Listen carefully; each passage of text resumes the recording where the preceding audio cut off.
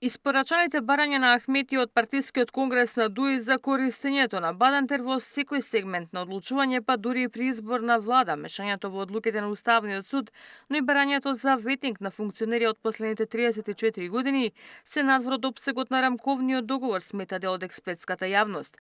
Доколку ние условно кажано ги прифатиме како држава барањата на Ахмети, тогаш веќе ние уставно се редефинирани како уредување и како политички систем. Мислам дека тоа се повеќе флоскули дадени во контекст на затврстување на неговата политичка позиција.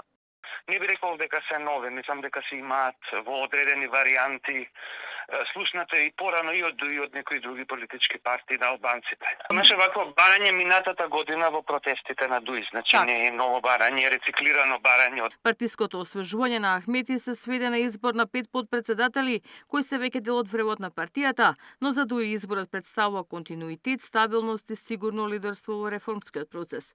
За прв пат во претседателството на Генералниот совет се вклучени 20 нови членови, кои за прв пат стануваат дел од овој висок раководен орган. Истовремено е постигната достоинствена родова застапеност како што досега немало. За експертите смената на кадри е само козметичка. Драстични промени изостанаа и во новото раководство на СДСМ. Промени почнуваат од лидер, доколку промените не го зафатат лидерот, сите други промени се козметички. Голем број на лидери после порази во избори веќе имаат отстапено лидерската палка на ново раководство. Дуи тоа вчера не го направи. Во власти, во опозицијата гледаме перпетуирање на исти политички кадри, се поставува прашањето дали политичките партии веќе одбиваат да привлечат нови свежи лица кои ќе дадат додадена вредност на политичките партии, или пак самите лидери ги поставуваат истите политички лица или луѓето од нивниот ростер, бидејќи имаат најголема доверба во нив.